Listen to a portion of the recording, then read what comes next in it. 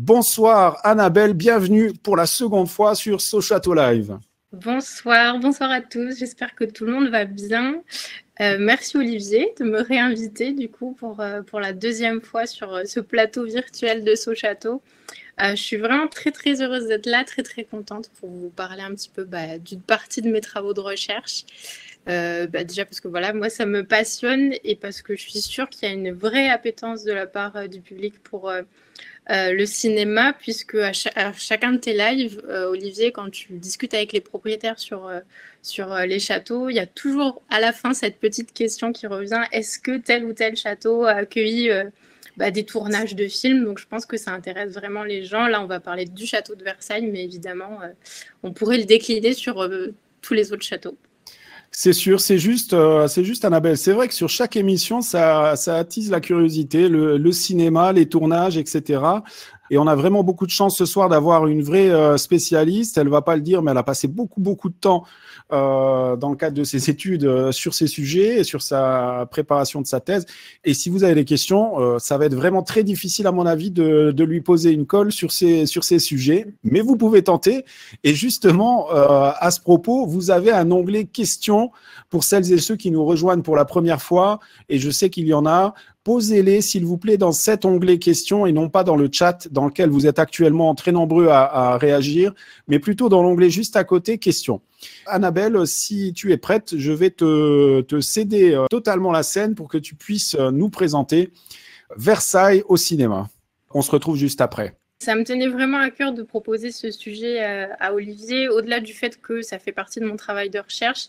C'est que je trouve que c'est une perspective passionnante pour découvrir un château. C'est vrai que le cinéma, ça joue une part vraiment importante dans la construction de nos imaginaires. Certains d'entre vous ont pu découvrir un château à travers le cinéma ou alors le redécouvrir. Voilà, si vous avez la chance de déjà avoir visité le château de Versailles, vous pouvez redécouvrir le château sous le regard d'un réalisateur. On va entamer du coup cette présentation. L'idée, c'était de vous faire deux grandes parties. Une première partie qui est en fait un état des lieux, où là, je vais vous parler des genres de films qui sont les plus représentés quand on parle de Versailles comme décor. On fera une petite incursion aussi dans les procédés cinématographiques qui sont les plus récurrents quand on va filmer le château de Versailles au cinéma. Et dans une deuxième grande partie, là, on va parler de la symbolique. Qu'est-ce que ça veut dire filmer le château de Versailles? Quel sens il peut y avoir quand on choisit un tel décor monumental qui est le château de Versailles? Donc, sans plus tarder, on va commencer avec cette grande première partie que j'ai appelée état des lieux. L'idée, en fait, c'est vraiment de vous dresser un grand panorama. Vous allez le voir. J'ai choisi pour cette présentation de m'orienter vraiment beaucoup sur les longs métrages et les courts métrages. On va laisser un petit peu de côté les séries TV. Je sais que c'est quelque chose qui est un format qui est très prisé en ce moment, mais sinon, voilà, encore une fois, l'émission serait bien trop longue. Quelques données à vous donner au début. Le château de Versailles accueille des tournages depuis quasiment la naissance du cinéma. Depuis 1904, c'est plus de 200 films qui ont été tournés au château de Versailles, avec une moyenne de 1 à 5 projets par an, tout genre compris, c'est-à-dire long métrage, court métrage, série TV, mais aussi, là on ne va pas en parler, mais tout ce qui est documentaire, docu-fiction. Les tournages ont lieu le lundi. Vous savez que le lundi, c'est le jour de fermeture du château de Versailles. Avec le petit Trianon et le grand Trianon qui sont fermés le matin. Donc là, les équipes de tournage, elles ont toute la semaine, tous les matins de la semaine pour venir tourner. Donc il y a une amplitude horaire, on va dire, qui est un peu plus importante pour le petit Trianon et le grand Trianon. Pour ce qui est du château en lui-même, c'est le lundi uniquement. En soirée aussi. Voilà, si vous êtes réalisateur, vous pouvez aussi passer votre nuit. Si vous avez des scènes de nuit, vous pouvez également le faire le lundi soir. Pour ce qui est des genres les plus représentés, quand on parle de Versailles au cinéma, vous ne serez pas surpris d'apprendre que ce sont les films historiques, mais aussi les comédies et comédies dramatiques. On va d'abord s'arrêter sur les films historiques. Alors évidemment, vous avez tout ce qui va être film historique sur de grands événements.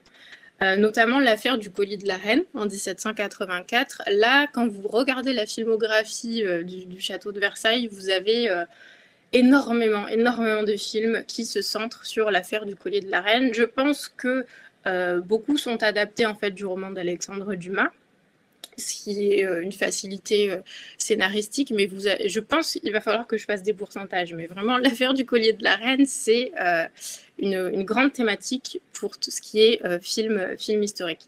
Vous avez à l'écran l'affaire du collier de la Reine de Marcel L'Herbier en 1946, Lady Oscar réalisée par Jacques Demy en 1978, avec une musique de Michel Legrand. Vous avez des très belles images dans Lady Oscar du hameau de la Reine. Et enfin, une production anglaise, l'affaire du collier, The Affair of the Necklace, de Charles Shayer en 2001, qui lui est un film un peu plus récent, mais vous en avez évidemment beaucoup d'autres sur le collier de la Reine.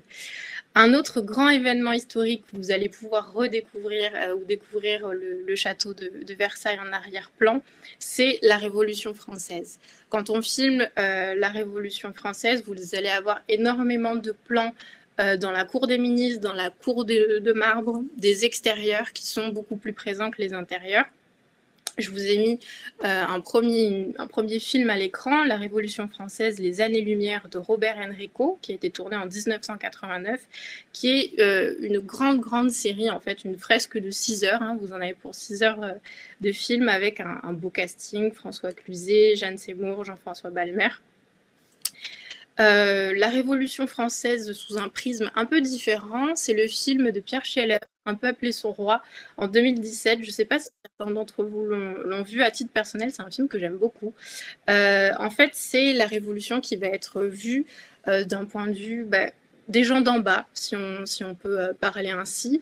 C'est un film qui a beaucoup à voir avec le roman de Éric Viard, si certains l'ont lu, 14 juillet, qui a été publié en 2015. C'est vraiment la Révolution française racontée du point de vue du peuple, en fait. Donc, c'est un très beau film qui, là encore, fait la part belle au décor intérieur comme extérieur au château de Versailles.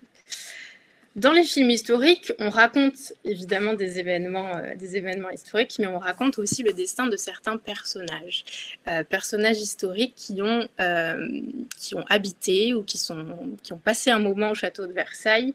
Et l'un des personnages historiques le plus représenté au cinéma, là aussi sans surprise, c'est Marie-Antoinette. Vous avez énormément de films biographiques tournés à Versailles qui retracent la vie de Marie-Antoinette.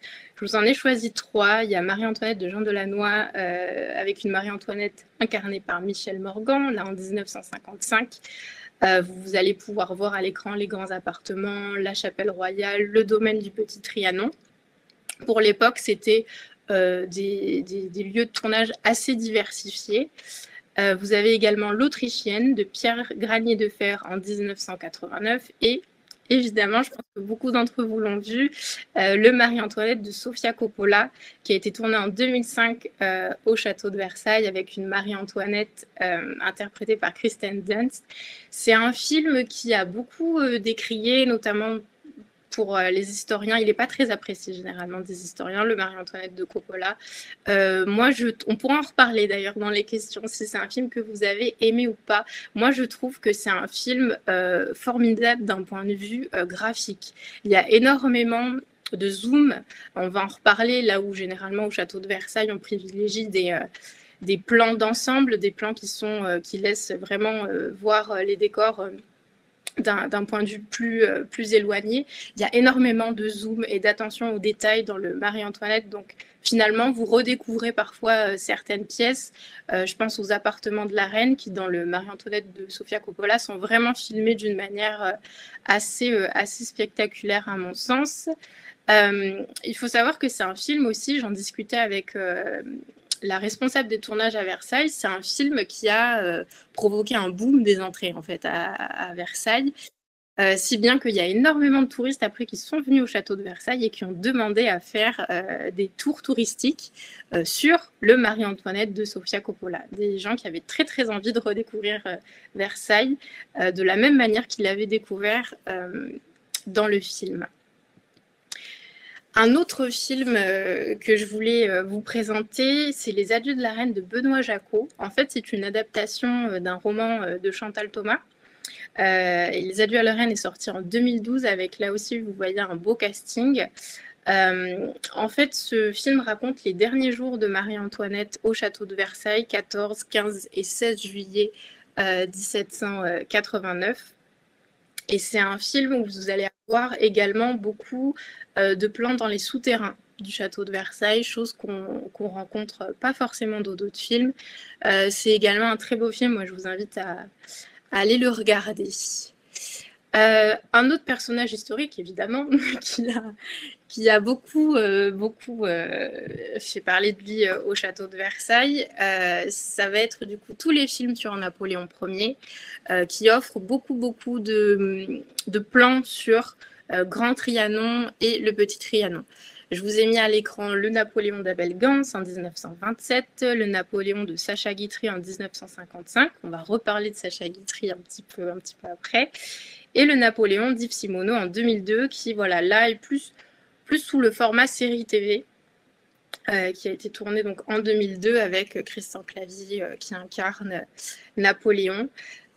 Pour les personnages historiques, vous avez, je ne vous les ai pas mis encore une fois parce qu'on n'a pas le temps, j'aurais aimé, mais il y a aussi Madame du Barry, Madame Pompadour, Jefferson aussi, je pense au film Jefferson à Paris de James Ivory en 1995 avec l'ambassadeur des États-Unis qui est joué par Michael Lonsdale, qui est aussi un très très beau film.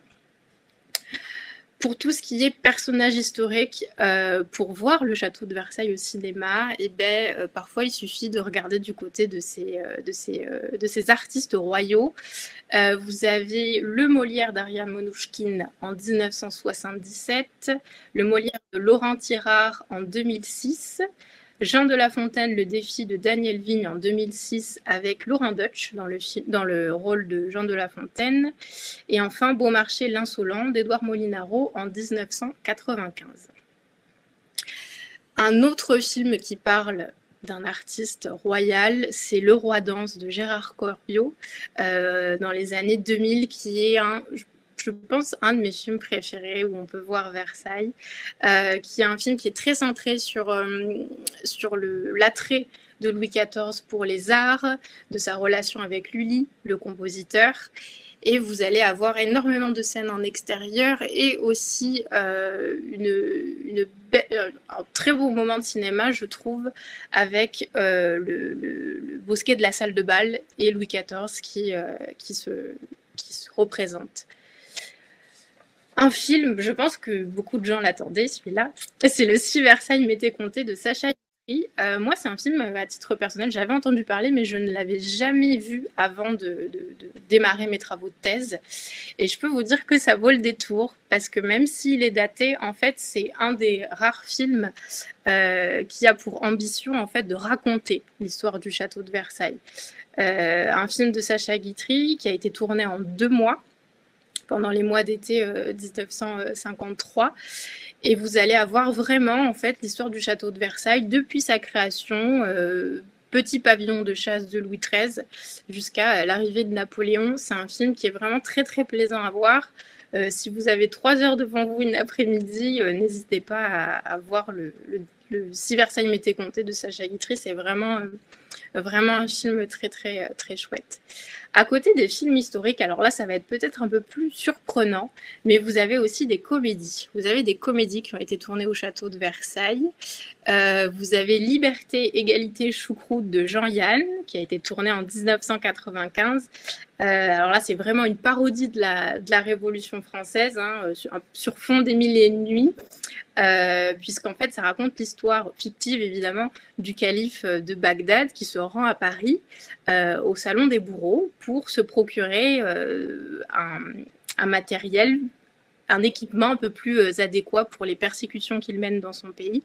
Et alors là, vraiment, c'est voilà, une parodie, quelque chose de très, très potache, mais on retrouve beaucoup de scènes d'extérieur au château de Versailles. La bande-son est très amusante aussi. Moi, des fois, quand j'ai des moments de moins bien dans ma thèse, je me remets Liberté, Égalité, Choucroute, et ça me remet tout de suite dans une humeur meilleure. Vous avez également 30 degrés couleur, qui est une comédie de Jean-Baptiste Lucien et Philippe Larue en 2012, qui raconte en fait l'histoire d'un Martiniquais qui est venu faire ses études en France et qui a connu une ascension sociale absolument spectaculaire, qui est maintenant professeur émérite à la Sorbonne. Et en fait, on le voit au tout début du film dans une scène où c'est un spécialiste de Marie-Antoinette, et au tout début, un petit peu à la Stéphane Bern, il tourne une émission dans le petit théâtre de la Reine. Vous avez alors, ce film qui est un film japonais, Le Château de la Reine de Hajime Hashimoto, qui a été tourné en 2015. Là encore, vous avez vraiment de très belles scènes dans la chapelle royale. Vous avez évidemment la galerie des glaces. Et en fait, ça raconte l'histoire d'un tour opérateur à Paris qui est sur le point de faire faillite et qui propose de revisiter complètement les visites au château de Versailles. Je suis en train de voir si je peux visionner ce film avec des sous-titres, parce que pour le moment, il est qu'en japonais et je ne parle pas le japonais. Mais je pense que c'est une comédie qui est absolument, qui propose un discours sur le château de Versailles qui est, à mon avis, absolument passionnant.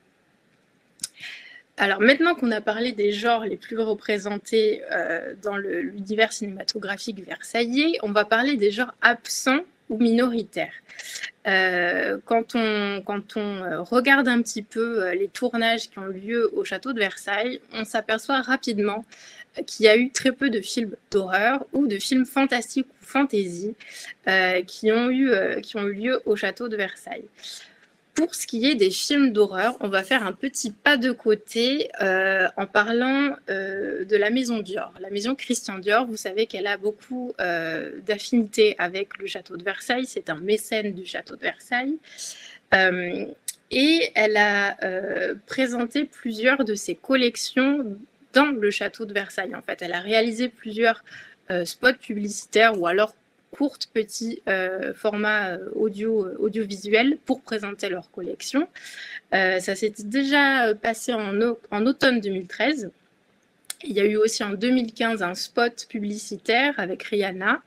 Mais la maison Dior a innové en fait en mars 2021 en proposant un défilé dans la galerie des glaces pour sa collection automne-hiver.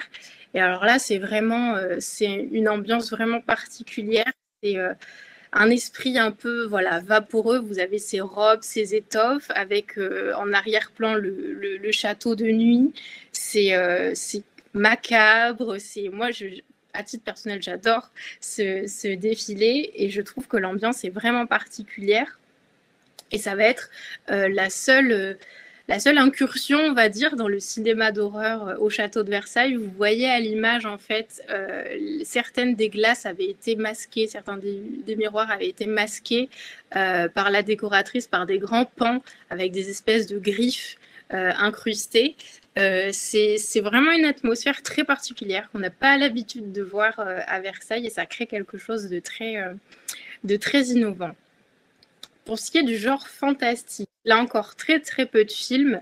Vous avez un court-métrage de Bertrand Normand en 2015, La photographe, qui va mettre en scène une visiteuse, en fait, une jeune dame qui se balade avec son appareil photo dans les jardins de Versailles et elle va tomber nez à nez, en fait, avec une statue qui prend vie et va s'en suivre une course-poursuite dans les jardins de Versailles avec cette statue qui prend vie, avec évidemment là toute une intertextualité avec la Vénus d'Île de Prosper Mérimée, cette nouvelle du 19e siècle.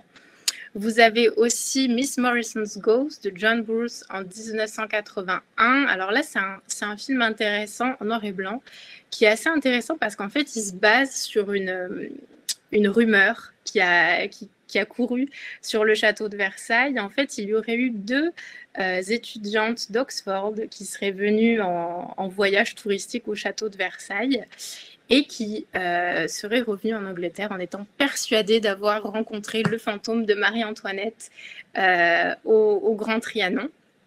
Et le film Miss Morrison's Ghost propose de s'en inspirer. Un autre film un peu de genre fantastique, c'est The King's Daughter de Sean McNamara en 2014. Alors ça, c'est vraiment un film particulier à plusieurs titres. Déjà pour l'histoire, puisqu'en fait, Louis XIV, qui est joué par Pierce Brosnan, s'il vous plaît, découvre qu'il a une fille illégitime, vous la voyez à l'écran, et cette fille illégitime va venir semer un petit peu le trouble à la cour de Versailles, et vous avez, pour ce qui est du coup de l'élément surnaturel qui va survenir dans l'intrigue, vous avez aussi Louis XIV qui a capturé une sirène parce qu'il est en quête d'immortalité. Donc vous avez quelque chose de très abracadabrantesque sur le papier. Et ce film, il faut savoir qu'il a été donc tourné en 2014, mais qu'il n'est jamais sorti au cinéma. Depuis 2014, la date est sans cesse repoussée. Moi, je suis vraiment très curieuse. Je suis à deux doigts d'écrire un mail à la société de production parce que je me dis, ce serait quand même un des premiers films de genre fantastique qui a été tourné à Versailles et il n'est jamais sorti. Je vous invite aussi, par curiosité, à aller voir la bande-annonce après sur YouTube. Vous voyez qu'il y a énormément de décors qui sont très intéressants. Beaucoup d'intérieurs à Versailles qui ont été choisis pour ce film, notamment la Galerie des Glaces. Et moi, je suis très curieuse que ce film sorte. Donc, comme je vous avais dit, après avoir fait un rapide panorama des genres représentés pour ce qui est de Versailles au cinéma, on va s'arrêter sur un point un petit peu plus technique, c'est-à-dire comment on filme le château de Versailles au cinéma. Là encore, j'aurais aimé vous faire quelque chose de beaucoup plus long, mais bon, le temps oblige de faire court.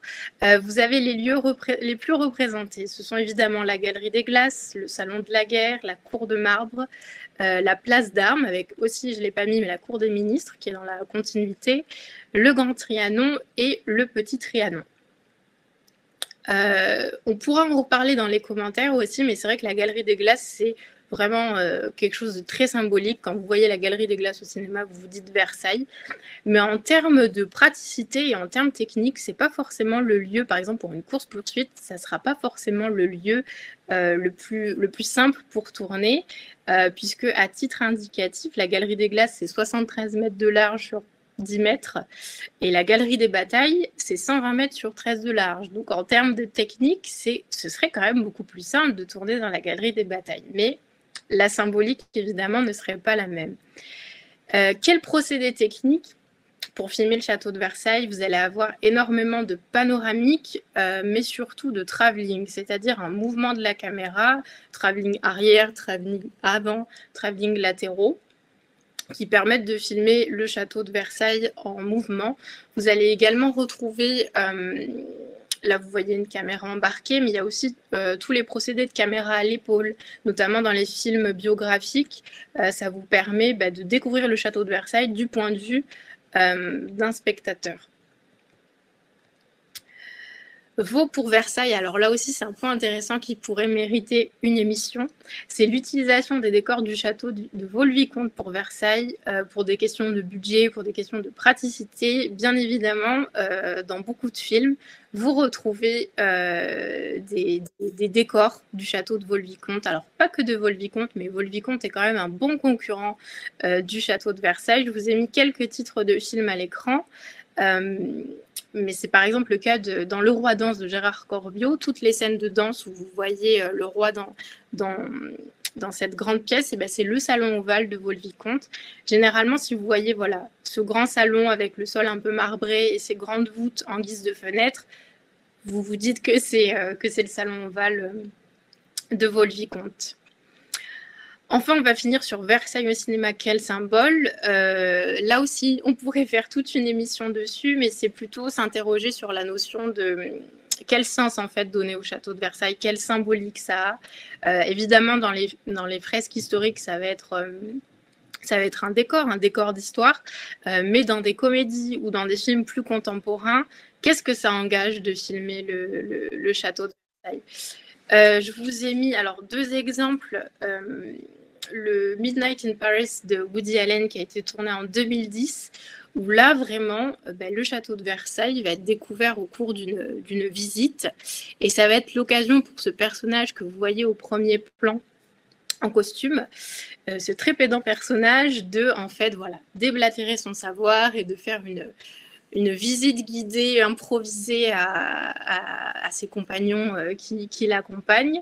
Donc on a cette image, voilà, Versailles décor, mais aussi Versailles musée, où chaque visite est associée à toute une série de connaissances, de savoirs que les visiteurs sont censés posséder. Vous avez aussi rapidement Les Grands Esprits d'Olivier Ayache-Vidal, sorti en 2016, qui est une comédie avec Denis Podalides. Denis Podalides incarne un jeune professeur, enfin jeune, plutôt âgé, qui en fait enseignait Henri IV et qui se voit muter dans un lycée de banlieue. Et confronté à beaucoup de difficultés pédagogiques, mais qu'à cela ne tienne, lui, il décide quand même d'emmener cette classe d'illettrés, comme il dit, au château de Versailles. Et là, ça va être vraiment le château de Versailles confronté à ces élèves qui parfois ne connaissent pas l'existence du château de Versailles et qui du coup sont dépossédés de ces codes de respect, de bienséance qu'on peut avoir face à des objets d'art, parce que Versailles, comme j'ai dit, c'est un musée avant tout, et qui vont voilà, se prendre en photo, cueillir des fleurs dans le château de Versailles, poser des questions qui peuvent paraître vraiment très, très innocentes, jusqu'à une des dernières scènes du film où vous avez les deux jeunes élèves qui s'échappent du groupe et qui en fait se couchent sur le lit du roi dans le salon de Mercure, en toute impunité, avec après évidemment une course-poursuite dans la galerie des glaces. Un autre aspect intéressant quand on filme le château de Versailles, on a déjà parlé de Pierre Scholler du coup pour Un peuple et son roi, mais ça va être tout ce qui est Versailles comme faste d'autrefois, signe d'opulence. Vous avez ce film de Pierre Scholler, donc Versailles, qui est sorti en 2007, qui est très intéressant puisqu'en fait on suit le destin d'un jeune garçon qui a été abandonné par sa mère, et il se retrouve tout seul en fait dans cette forêt du château de Versailles, et il va rencontrer Damien qui est incarné par Guillaume Depardieu, et en fait les deux personnages vont se lier d'amitié, vont se lier d'affection. Il va y avoir une relation filiale qui va s'installer entre les deux personnages. Et en fait, pendant tout le long du film, on a cette ironie un peu glaçante, ce décalage, ce contraste criant entre deux jeunes gens qui sont des marginaux, livrés à eux-mêmes dans cette forêt, et en arrière-plan, le château de Versailles. Donc voilà, j'en ai terminé. J'espère que je n'ai pas dépassé le temps. Comme je vous ai dit, cette présentation pourrait durer des heures. J'espère que j'ai été la plus claire et la plus synthétique possible. N'hésitez pas à poser les questions auxquelles je n'aurais pas pu, les points auxquels je n'aurais pas pu aborder dans la présentation. Et puis j'espère que ça vous a intéressé. Merci mille fois, Annabelle. C'était vraiment super. Il y a eu vraiment énormément de questions pour toi, Annabelle. Donc, on va directement, si tu veux bien, commencer par la plus votée. Une question on va commencer par Florent. Question de Florent qui demande: les responsables de Versailles ont-ils un droit de regard sur le script quand une demande de tournage est faite? C'est une très bonne question. Moi, quand j'ai rencontré la directrice du tournage, ça a été vraiment ma première interrogation. Est-ce que vous mettez en place un cahier des charges? Est-ce que vous avez, je ne sais pas, des restrictions au-delà de dans quelle pièce on a le droit de tourner? Est-ce que vous avez des choses que vous acceptez en termes de scénario et des choses que vous acceptez pas? En fait, rien n'est écrit, et à chaque fois, effectivement, c'est une concertation entre plutôt la présidence du château de Versailles et les équipes de tournage. Chaque projet va être validé par la présidence du château de Versailles, Madame Catherine Pégard, et le directeur du musée. Donc il y a un regard, je dirais, administratif, mais les historiens ou les conservateurs ne sont en aucun cas des garde-fous du récit national et de Versailles. ils vont venir, par exemple, si un réalisateur dit bon, bah voilà, j'aimerais faire une fiction sur Madame du Barry, je vais avoir besoin de tel apport historique. Et là, le château de Versailles va proposer du coup qu'un conservateur travaille en synergie avec l'équipe. Mais en aucun cas, un conservateur ou un historien va dire non, non, bah, ce projet, on ne le fait pas. C'est vraiment une discussion avec la présidence et les réalisateurs. D'accord, très bien. Merci pour ces précisions, Annabelle. Une question de Hervé maintenant. Est-ce que y a-t-il des films tournés récemment, depuis la pandémie, qui attendent une date de sortie, puisqu'il y a un embouteillage au cinéma? C'est une très bonne question. Les infos que j'ai, moi, s'arrêtent à 2019. Et c'est vrai que c'est une question que j'aimerais poser quand je vais revoir la directrice des tournages. C'est à quel point ils ont été impactés contre le Covid et quels projets, du coup, dorment un peu dans les tiroirs. Pour les tournages en 2020, j'ai pas de données. Le dernier tournage, à ma connaissance, c'était une série télévisée, Treadstone, en 2019. Mais tout ce qui est après, pendant le Covid et post-Covid, je ne saurais pas vous répondre. Mais c'est une bonne question de savoir à quel point ça les a impactés. Merci. Bonne question de Hervé. Une question de Guy maintenant qui a été la plus votée et qui n'a pas spécialement de lien avec l'émission de ce soir, mais je te la pose quand même. Quel est votre avis sur les expositions d'art moderne qui parfois viennent briser l'esprit de Versailles? Là, c'est un avis personnel que demande Guy. Oui, tout ce qui est Jeff Koons et tout. Mais c'est une bonne question. C'est une bonne question parce que c'est vrai que quand on visite le château de Versailles, même s'il n'y a pas d'exposition d'art contemporain, moi j'en parle et puis j'entends autour de moi les gens dire « Oh, tu te rappelles quand il y avait telle ou telle œuvre qui venait gâcher le paysage ?» Donc, même après les expositions d'art moderne, elles restent quand même à l'esprit des personnes. Moi, je pense à... Moi, je ne suis pas, à titre personnel, je ne suis pas contre. Et pour avoir discuté voilà, avec les équipes du château de Versailles qui sont liées à l'événementiel, il y a aussi des questions de visibilité artistique, de montrer que le château de Versailles reste un lieu où l'art est vivant, où l'art se diffuse, où l'art doit être présenté. De la même manière qu'à l'époque de Louis XIV, il y avait des productions qui semblaient, notamment musicales, qui semblaient complètement hors de propos et pas du tout respectables. De la même manière, aujourd'hui, il va y avoir la présence d'art qui n'est pas du tout, qui semble pas du tout adéquate. Alors là, c'est un avis personnel. Moi, j'ai plus de mal, par exemple, avec, je ne sais plus en quelle année c'était, mais quand il y avait cette structure sur la grande perspective, en fait, c'était le vagin de la reine. Je ne sais plus en quelle année c'était, mais là, effectivement, je trouvais que l'objet en lui-même ne me dérangeait pas. Ce que je semblais dommage, c'est de gâcher en fait cette grande perspective avec un objet d'art moderne. Mais pour ce qui est de la présence de l'art moderne en soi au château de Versailles, pour moi, ça me pose pas de problème dans le sens où déjà à l'époque de Louis XIV, il y avait comme ça des incursions d'art qui semblaient totalement étranges. J'espère que j'ai répondu à la question. Oui, c'est très bien. Merci, merci beaucoup, Annabelle. Une question de Valéria maintenant. Pendant un tournage, les équipes et les acteurs ont-ils le droit d'utiliser et de toucher les objets et les meubles? Par exemple, s'asseoir sur les chaises, se coucher sur les lits, comme d'ailleurs tu l'as évoqué dans l'un des films avec les jeunes. Voilà. Est-ce que tu as une réponse là-dessus? C'est une bonne question. C'est une très bonne question. Moi, j'étais curieuse de savoir si une journée de tournage causait plus de dégâts qu'une journée de visite. Et Oui. la responsable des tournages me disait que pas forcément, puisque lors d'un tournage, il y avait une présence des agents de sécurité qui était accrue.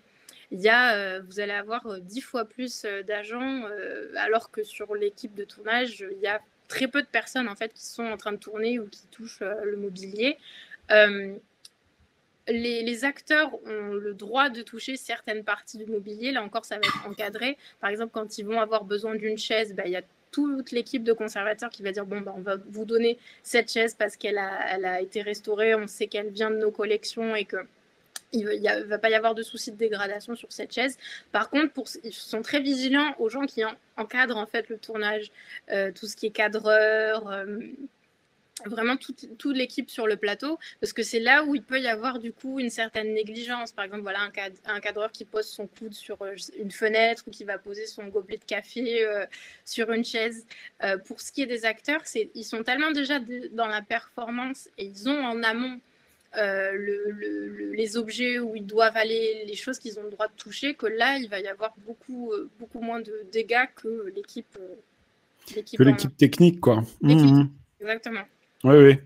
C'est intéressant, ça. Une question de Florent. Est-ce qu'il est plus facile au niveau des autorisations de filmer en extérieur plutôt qu'en intérieur? Et quelles sont les contraintes pour filmer à Versailles? J'ai entendu dire, nous dit Florent, qu'il y a de nombreuses restrictions et une charte stricte pour pouvoir filmer. Contraintes financières, entre autres. Assurance, peut-être, etc. Évidemment, moi, on m'a... Alors, le discours qu'on m'a donné, c'est qu'il y a généralement peu de contraintes. Comme je vous l'ai dit, il n'y a pas de cahier des charges fixe. Ça va être à chaque fois un dialogue entre les équipes de tournage et les responsables. Il n'en demeure pas moins que oui, filmer à l'extérieur, ça va être beaucoup plus facile que filmer en intérieur parce que vous n'avez pas la présence du mobilier. Pour ce qui est des conditions tarifaires, c'est une très très bonne question. Moi, c'est vrai que de moi-même, c'est pas une de mes premières interrogations, mais j'avais vraiment envie après de me documenter sur ça parce que je pense que ça peut jouer notamment dans le choix de Vaux-le-Vicomte ou de Maison Lafitte comme endroit de substitution par rapport à Versailles. En tout cas, moi, j'ai pas connaissance de restrictions. Je pourrais pas vous citer, par exemple, une restriction à proprement parler par les équipes du coup du château de Versailles. D'accord. Là, je me permets de poser aussi une petite question un petit peu en lien avec ça. Est-ce que il y a des droits d'image quand on doit filmer à Versailles, ou est-ce qu'on loue Versailles comme on louerait une salle des fêtes, par exemple, ou est-ce que le nom Versailles est une marque et qu'il y a des contraintes liées à ça? C'est une très très bonne question. Du coup, ça me donne aussi des idées quand je vais aller réembêter le service des tournages du château de Versailles. C'est de la location.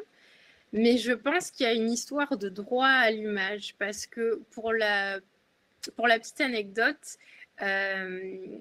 j'avais demandé à la directrice du coup du service des tournages, est-ce qu'il y a quand même des choses qu'on n'a pas le droit de montrer au château de Versailles? Et elle me dit, bah oui, par exemple le tournage de Red Dingue avec Daddy Boone, je ne sais pas si vous l'avez vu. Ils avaient très envie de tourner au château de Versailles et là ils se sont opposés à l'idée parce qu'en fait à la fin du film Red Dingue, qui du coup s'est tourné à Vaux-le-Vicomte, le château explose et de manière évidemment avec des effets des artifices. Et elle me disait en fait le château de Versailles c'est une marque, c'est quelque chose qui est qui est déposé, c'est une image et il était hors de question de pouvoir faire exploser le château de Versailles à l'écran. Donc pour ce qui est des droits à l'image, je pense que la question était plutôt financière, mais il y a quelque chose qui a trait à ça. Ça reste une institution muséale avant d'être un simple décor. Très bien. Pour aller encore dans le sens de cette question, Diane demande, est-ce qu'il est permis de filmer dans toutes les pièces ou est-ce que c'est restreint? Alors, la directrice du service de tournage me disait que pour tout ce qui était parcours visiteur, il n'y avait pas forcément de restrictions. Pour les pièces qui étaient fermées au public, là, ça va être du cas par cas.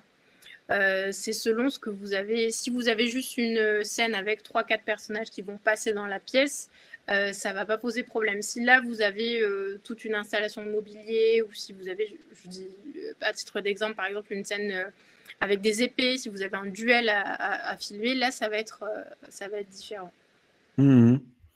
Merci, merci Annabelle. Une question de Diane. Quel est le plus vieux film tourné à Versailles? Sans doute en noir et blanc, nous dit Diane. C'est une bonne question. Les premières... Alors, est-ce qu'on peut parler de films? En 1896, au bassin de la Tonne, en fait, il y a eu une série d'images qui a été tournée. Ça s'appelle Fontaine à Versailles. Alors, évidemment, c'est en noir et blanc. Évidemment, c'est muet. Mais c'est, je pense, la première incursion des caméras au château de Versailles. Donc 1896 pour les 1896. premières images filmées. Merci Annabelle. Plusieurs questions en une. J'essaie de regrouper un petit peu les questions de Lucie, de Florent et de quelques autres autour de ton travail. Donc, quel est le sujet exact de ta thèse, les monuments, les châteaux dans le cinéma? Est-ce que tu étudies aussi les clips vidéo, les pubs, les séries télé? Et est-ce que c'est uniquement Versailles ou aussi d'autres châteaux? Voilà la grosse question en une. Eh ben, merci pour cette question. Alors moi, j'ai démarré ma thèse en 2019 et au début, j'avais très envie de travailler sur l'ensemble des châteaux d'Île-de-France d'architecture classique. Donc, il y avait Champs-sur-Marne, Vaux-le-Vicomte, évidemment Versailles, mais il y avait un panel de châteaux qui était très important et j'avais envie d'étudier la manière dont ces châteaux étaient représentés dans la littérature et le cinéma contemporain, donc tout ce qui va être 20e et 21e siècle. Pour ce qui était de la littérature, je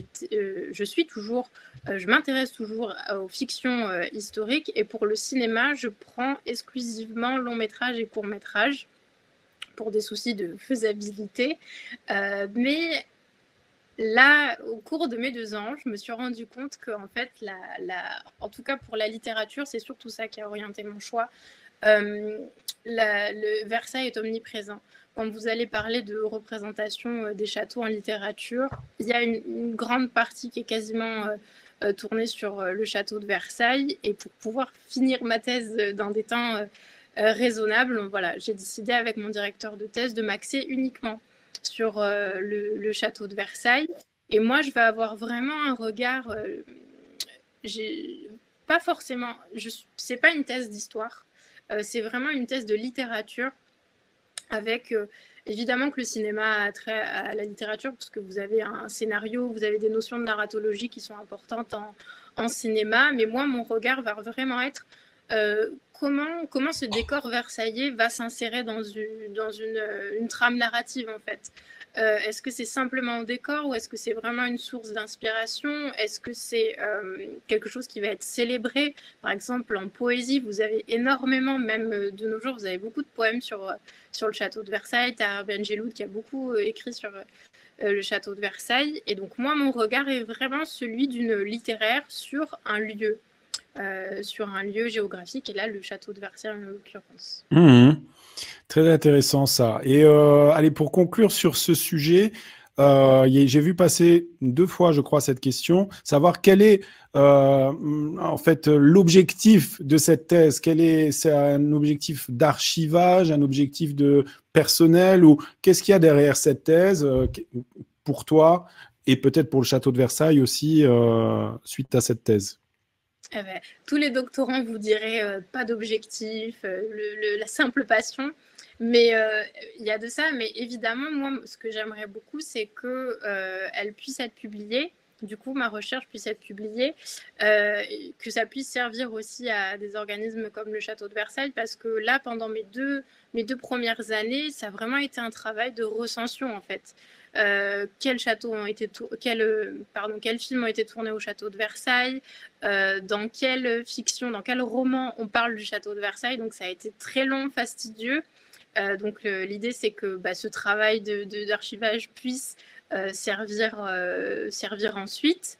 Et je parlais de publication, aussi une publication pour le grand public, parce que je pense que c'est le cinéma, la littérature, c'est vraiment parfois des biais par lesquels le grand public a accès à la culture ou à des bâtiments architecturaux comme le château de Versailles. Donc, c'est à la fois un objectif scientifique, mais aussi peut-être plus grand public, de partager ma recherche avec le plus grand nombre, puisque moi, je suis vraiment persuadée que ça pourrait intéresser beaucoup de personnes. J'espère que ça pourrait intéresser beaucoup de personnes. Oui, c'est très intéressant, effectivement. Les participants vont nous le dire à la fin de l'émission aussi, ce qu'ils en ont pensé. Et peut-être pour conclure, parce qu'on est déjà ensemble depuis 50 minutes, en fait, et avant qu'on publie le sondage, une question piège, en fait. C'est Christophe qui dit « Voici la question piège. Quel a été le stratagème de Sacha Guitry pour cacher le pavillon du four, qui n'existait pas en réalité. Et surtout, pour faire apparaître la grille royale qui avait été détruite en partie pour construire l'aile Gabriel. C'est très précis, hein. Christophe est pointu sur le sujet apparemment aussi. Hein.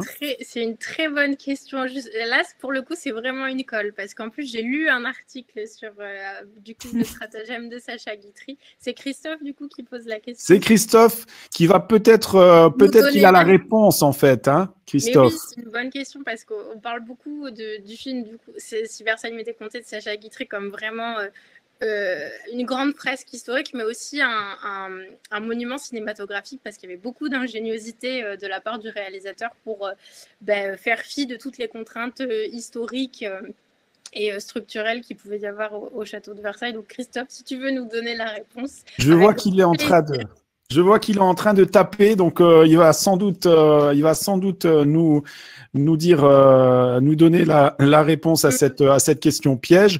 En attendant, ce que je vais faire, c'est que je vais vous publier dans l'onglet sondage, qui est juste à côté de celui de questions, le petit sondage qui va aider aussi Annabelle et qui est intéressant dans tous les cas.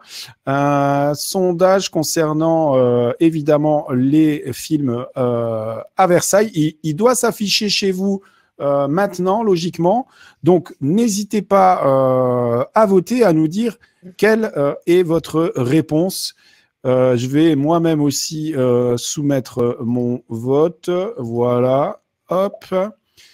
Et on va voir ce qu'en pensent les gens. Ça va être intéressant.